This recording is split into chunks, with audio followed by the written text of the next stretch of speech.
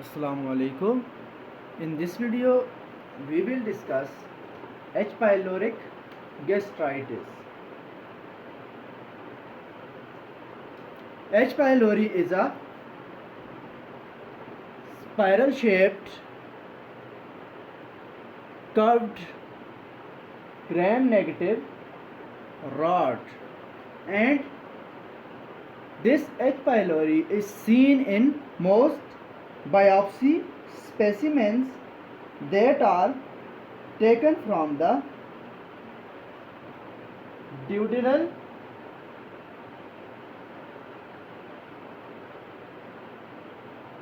ulcers, as well as in some biopsy specimens that are taken from the gastric ulcers.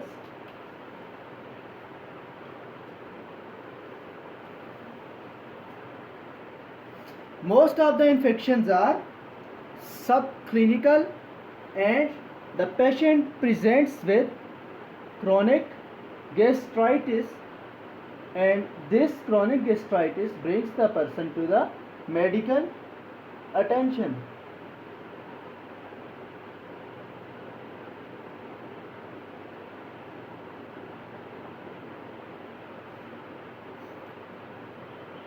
Mostly antral gastritis occurs with the H. pylori, and it results in the increased acid production. The infection of H. pylori is mostly limited to the antrum. It is mostly limited to the antrum, but in some cases it can extend up to body and fundus, and in the case when it extends up to the body and fundus, it results in the reduced parietal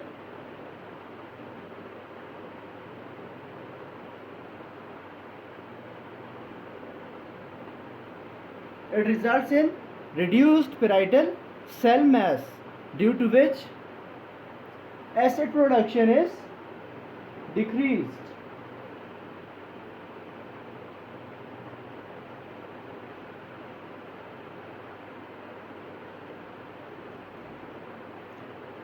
And due to decreased acid production, hypergastrinemia can also be seen. Furthermore, extension of gastritis to the gastric body and fundus can result in intestinal metaplasia. And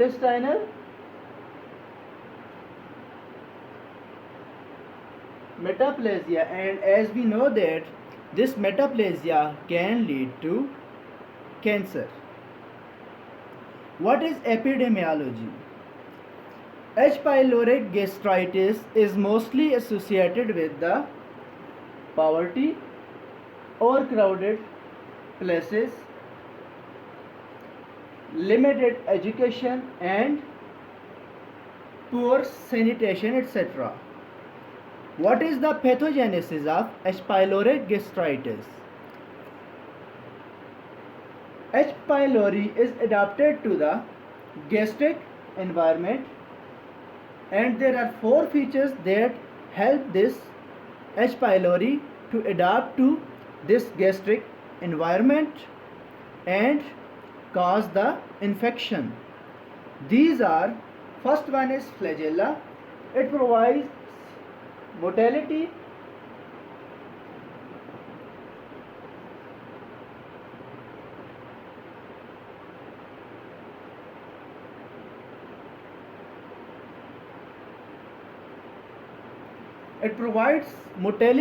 to the bacteria in the viscous mucus that is present in the stomach. Second one is urease.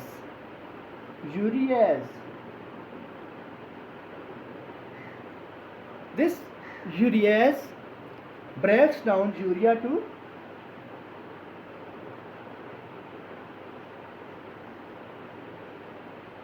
ammonia, and this ammonia, being alkaline in nature, increases the pH of the stomach, and therefore bacteria are not destroyed by the acidic environment of the stomach. What does this do? Increases the pH of the stomach.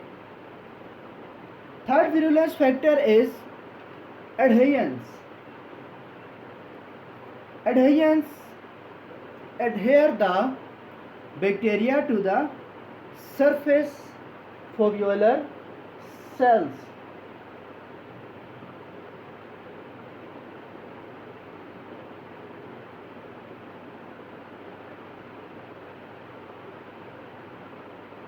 And last one is the toxins. These toxins are encoded by cytotoxin associated gene A, that is CAG-A.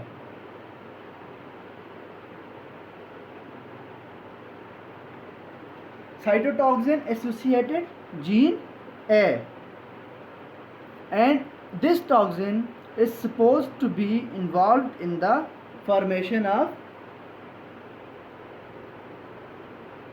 ulcers as well as cancers. Now, what is the morphology of gastritis caused by H. pylori? On biopsy, that is on gastric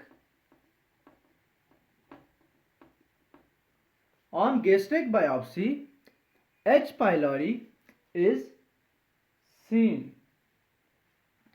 This H. pylori is concentrated in the mucus overlying the epithelial cells in surface and in the neck regions. The inflammatory neutrophils are present in the lamina propria, and sometimes these inflammatory cells accumulate in the lumen of the gastric pits, and this leads to formation of pit abscesses. Superficial lamina propria also contains the plasma cells. These are arranged in the form of either clusters or sheets. Lymphocytes and macrophages are also seen in the lamina propria. The lymphoid aggregates that may have germinal centers present are known as mucosa associated lymphoid tissue, and these have tendency to transform into lymphoma. This MALT, that is mucosa associated lymphoid tissue, has a greater tendency to transform into lymphoma. Now, what is the diagnosis?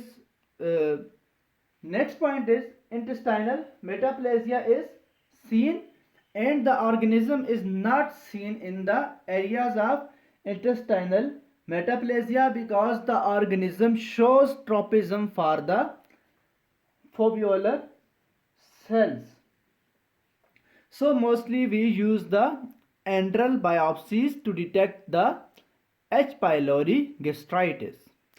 Diagnosis of infection caused by H. pylori depends on stool test, serology, PCR, and urea breath test.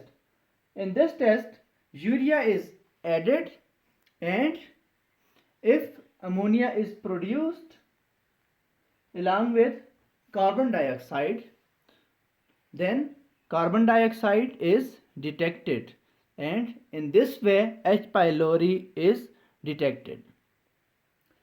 Treatment consists of proper antibiotic combinations, like amoxicillin,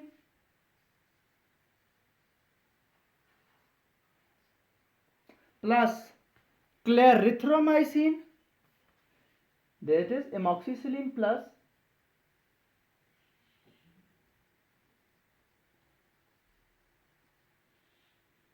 clarithromycin plus PPIs, or the next option we have tetracyclines plus metronidazole plus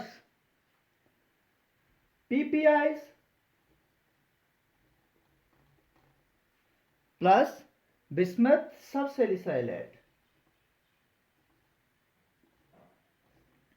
So these are the proper drug regimens that are used to treat H. pylori gastritis. Thank you.